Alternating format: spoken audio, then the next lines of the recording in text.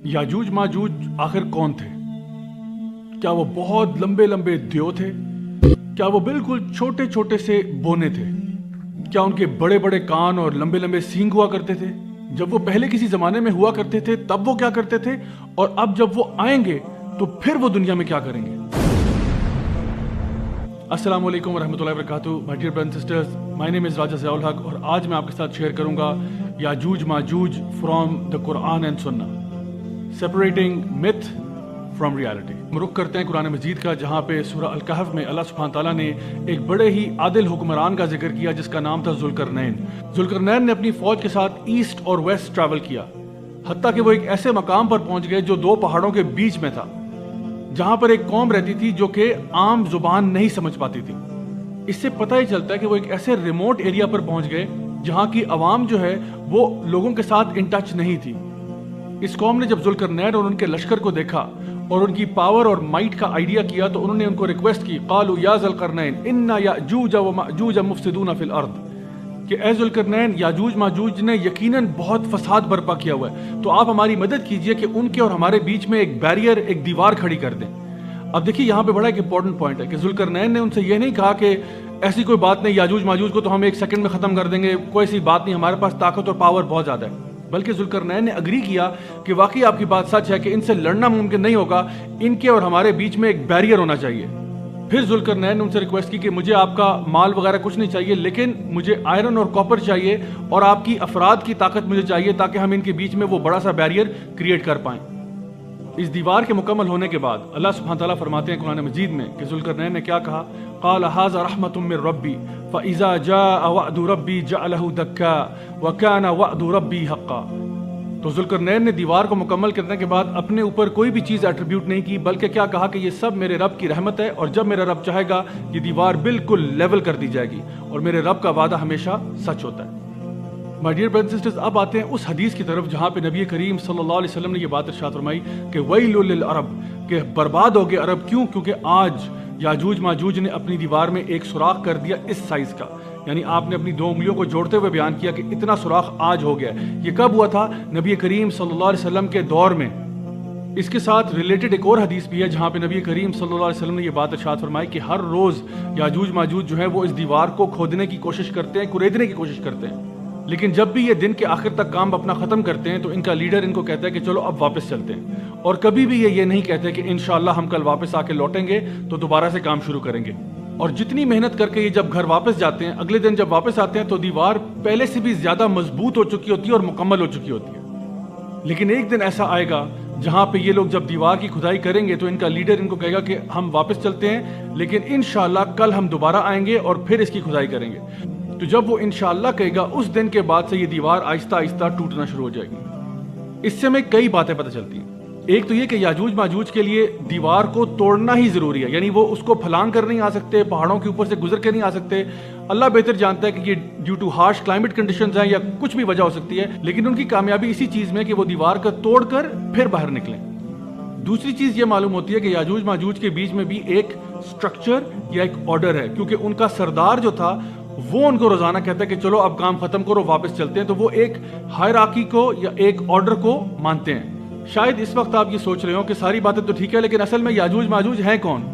तो याजूज माजूज आदम अलैहिस्सलाम की औलाद में से हैं। हाफिज इब्न हजर अल अस्कलानी ने और इब्न कसीर ने रहीमुल्लाह ने ये बात अपनी किताबों में बयान की कि ये आदम अलैहिस्सलाम की नस्ल में से, बल्कि नूह अलैहिस्सलाम के बेटे याफिज की नस्ल में से हैं। और नबी करीम सल्लल्लाहु अलैहि वसल्लम की हदीस के मुताबिक इनकी तादाद इतनी ज़्यादा है कि क़यामत वाले दिन अल्लाह सुब्हान ताला आदम अलैहिस्सलाम से कहेंगे कि आदम तुम अपनी औलाद में से उन लोगों को अलहदा कर दो जो जहन्नम में जाने वाले। तो आदम अलैहिस्सलाम फरमाएंगे कि या अल्लाह, मैं कितने लोगों को जन्नत के लिए अलहदा करूँ और कितनों को जहन्नम के लिए अलहदा करूँ? सो अल्लाह सुब्हान ताला फरमाएंगे कि हर 1000 में से 999 जो हैं वो जहन्नम में होंगे और एक जन्नत में होगा। अब हमारे लिए तो ये बहुत परेशान कुन बात है कि आदम अलैहिस्सलाम की औलाद में से 999 यानी 999 जहन्नम में जा रहे हैं और सिर्फ एक शख्स जन्नत में जा रहा है। नबी करीम सल्लल्लाहु अलैहि वसल्लम ने इसको मजीद वजाहत करते हुए बयान किया कि ये 999 जो हैं ये याजूज माजूज में से हैं, जो कि आदम अलैहिस्सलाम की ही नस्ल से हैं। और ये जो एक शख्स जो जन्नत में जा रहा है, आपने फरमाया ये हम में से, यानी कि नबी करीम सल्लल्लाहु अलैहि वसल्लम की उम्मत में से है। اس سے آپ اندازہ لگا سکتے ہیں کہ یاجوج ماجوج کی تعداد کتنی زیادہ ہے۔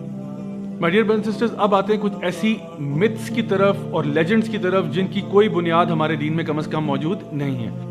پہلی بات کہ یاجوج ماجوج نہ تو دیونما ہے کہ بہت اونچے بلند قد والے، اور نہ ہی وہ بالکل بونے ہیں جس طرح سے بعض لوگوں نے مشہور کر دیا۔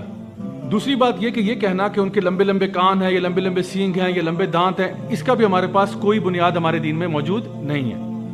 بعض لوگوں نے یہ سمجھا کہ ذوالقرنین نے جو دیوار بنائی تھی وہ اصل میں گریٹ وال آف چائنا ہے۔ یہ بھی بات بالکل بے بنیاد ہے، کیونکہ گریٹ وال آف چائنا نہ تو آئرن اور کاپر سے بنی ہے، اور نہ ہی یہ دیوار ایسی ہے جس کو لوگوں نے ابھی تک عبور نہیں کیا۔ یہ ایک ٹورسٹ اٹریکشن ہے جہاں پہ آئے دن لوگ وزٹ کرتے رہتے ہیں۔ پھر ایک اور بات یہ کہ کچھ لوگوں نے کہا کہ ذوالقرنین جو ہے وہ ایکچولی الیگزینڈر دی گریٹ ہے۔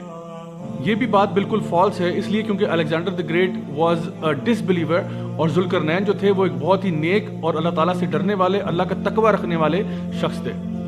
کچھ علماء کی رائے یہ ہے، جس میں سمجھتا ہوں شاید کچھ صداقت موجود ہو، اللہ بہتر جانتا ہے، کہ ذوالقرنین جو ہے actually he is king Cyrus of Persia, اور اس کی بہت ساری وجوہات ہیں۔ ایک تو یہ کہ ذوالقرنین کے جو ٹریولز تھے ایسٹ اور ویسٹ میں وہ کنگ سائرس کے ٹریول سے بہت ملتے جلتے ہیں۔ دوسری بات کہ ذوالقرنین جو ہے the one with two horns، اس کی دو طرح کی ڈیفرنٹ تعویلیں ملتی ہیں۔ ایک تو یہ کہ ان کا جو ایریا ہے ایسٹ اور ویسٹ کی طرح، جس طرح دو سینگوں کی مانند ہے۔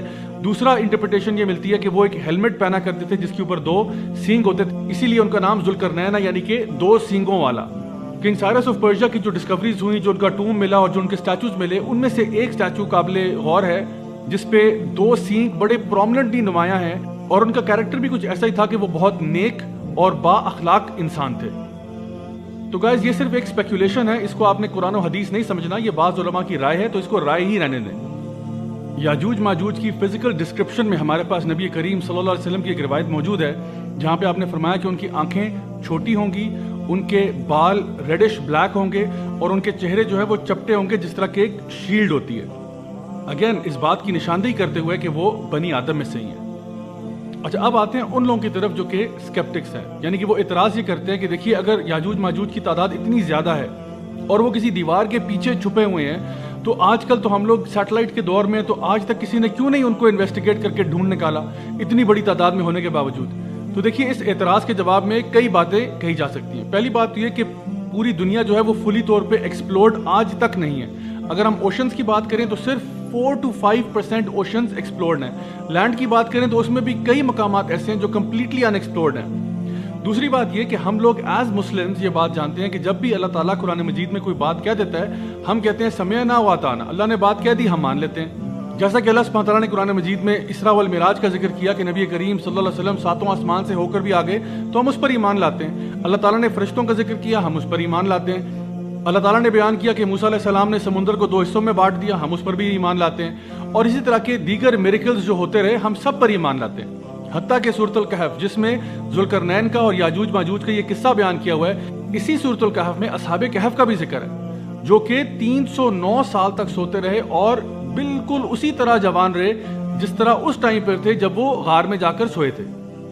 تو اللہ تعالیٰ تو ہر چیز پر قادر ہے، ان اللہ علی کل شیء قدیر۔ تو اگر اللہ تعالیٰ نے قرآن مجید میں یہ بات بیان کی کہ یاجوج ماجوج کو ایک بیریئر کے پیچھے روک دیا گیا، تو ہم کیا کہتے ہیں؟ ہم کہتے ہیں سمعنا و اطعنا، ہم نے سن لیا اور ہم مانتے ہیں۔ تو ہمارا اس بات پر بھی ایمان ہے کہ اللہ تعالیٰ نے یاجوج ماجوج کو ایک دیوار کے پیچھے ہی رکھا ہوا ہے، اور جب اللہ تعالیٰ چاہے گا یہ دیوار ٹوٹ جائے گی اور ان کا وہاں سے خروج ہو جائے گا۔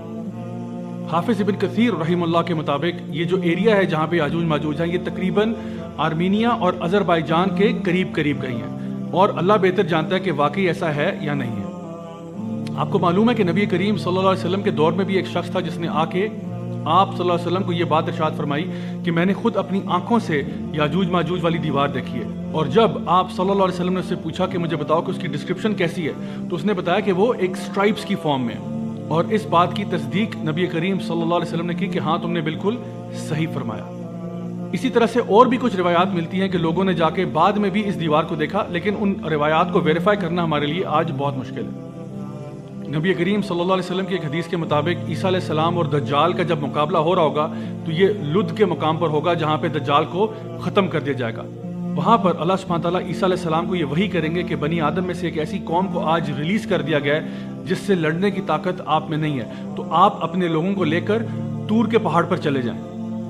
تو جس وقت یاجوج ماجوج کا خروج ہوگا عیسیٰ علیہ السلام اپنے ساتھ تمام بلیورز کو لے کے طور کے پہاڑ پر پناہ لے لیں گے۔ یاجوج ماجوج اپنی کثرت تعداد کی وجہ سے دنیا میں اتنا فساد برپا کریں گے کہ جس چیز کی طرف جائیں گے اس کو تباہ و برباد کر دیں گے، تمام چیزیں کھا پی لیں گے، حتیٰ کہ وہ لیک ٹائبیریس بحر تبریہ تک پہنچ جائیں گے اور پورا کا پورا لیک جو ہے اس کو چاٹ جائیں گے۔ یہاں تک کہ ان میں سے آخر میں آنے والے لوگ یہ کہیں گے کہ ہمیں لگتا ہے کہ یہاں پر ایک زمانے میں پانی ہوا کرتا تھا۔ زمین میں فساد برپا کرنے کے بعد اور زمین کی مخلوق کو ختم کر دینے کے بعد یہ اپنے تیروں کا رخ آسمانوں کی طرف کریں گے، اور جب یہ تیر آسمان کی طرف پھینکیں گے اور جب یہ واپس آئیں گے تو یہ خون آلود ہوں گے۔ اصل میں انہوں نے مارا کسی کو نہیں ہوگا، تو پھر یہ دعویٰ کیا کریں گے کہ ہم نے آج زمین کی مخلوق کو ختم کر دیا اور اب تو آسمان کی مخلوق کو بھی ختم کر دیا۔ مین وائل عیسیٰ علیہ السلام اور ان کے ساتھی کوہ طور پہ ایک فورٹریس کے اندر پناہ لے رہے ہوں گے اور روز دعائیں کریں گے کہ یا اللہ ہمیں یاجوج ماجوج کے فتنے سے نجات عطا فرما۔ پھر ایک دن کیا ہوگا کہ یاجوج ماجوج کی گردن سے ایک کیڑا نکلے گا جو کہ ان کی موت کا باعث بنے گا، اور تمام یاجوج ماجوج اس طرح مر جائیں گے جیسے کہ ایک جسم مر جاتا ہے۔ پھر دنیا میں بالکل خاموشی ہوگی، اور اسی طرح کئی دن کی خاموشی کے بعد عیسیٰ علیہ السلام کے ساتھیوں میں سے لوگ ایک دوسرے کو انکریج کریں گے کہ جاؤ خبر لے کے آؤ کہ یاجوج ماجوج کے ساتھ ہوا کیا، کیونکہ بالکل کچھ دنوں سے خاموشی ہے۔ بعض لوگ شاید یہ سوچ رہے ہوں گے کہ یہ ایک ٹریپ ہے کہ یاجوج ماجوج جان بوجھ کر خاموش ہیں تاکہ ہم لوگ جب نیچے اتریں تو ہمیں یہ ہڑپ کر جائیں، لیکن بعض لوگوں کا یہ کہنا ہوگا کہ نہیں، شاید وہ واقعتاً مر چکے ہوں۔ لیکن پھر انہی لوگوں میں سے ایک بہت ہی بہادر شخص قلعے سے نیچے اترے گا یہ بات جانتے ہوئے کہ میری موت تقریباً یقینی ہے، لیکن جب وہ نیچے اترے گا تو وہ دیکھے گا کہ تمام زمین یاجوج ماجوج کی ڈیڈ باڈیز سے بھری پڑی ہے۔ وہ یہ خوشخبری آ کے باقی اپنے ساتھیوں کو دے گا، اور پھر یہ لوگوں کے لیے ایک خوشی کا سما ہوگا کہ اللہ تعالیٰ نے یاجوج ماجوج کو ختم کر دیا۔ یاجوج ماجوج کی ڈیڈ باڈیز اتنی زیادہ تعداد میں ہوں گی کہ زمین پر چلنے کی جگہ تک نہ ہوگی، اور بدبو فضا میں چاروں طرف پھیلی ہوگی۔ اللہ سبحانہ تعالیٰ پرندے بھیجے گا جن کی گردنیں اونٹوں جیسی ہوں گی، شاید یہ کوئی جائنٹ ولچرز یا کونڈورز ہوں جو یاجوج ماجوج کی باڈیز کو اٹھا کر اس جگہ پر پھینک دیں گی جہاں پہ اللہ تعالیٰ چاہے گا، اور اس کے بعد 40 دن تک خوب بارش ہوگی حتیٰ کہ زمین بالکل صاف ستھری کر دی جائے گی۔ یہ وہ ٹائم ہوگا جب زمین خوب غلہ، اناج، پھل اور پھول اگائے گی اور لوگ پیٹ بھر کر کھایا پیا کریں گے۔ یاجوج ماجوج کے بعد بھی حج اور عمرہ بالکل برقرار رہے گا، حتیٰ کہ عیسیٰ علیہ السلام بھی حج کے فرائض ادا کریں گے۔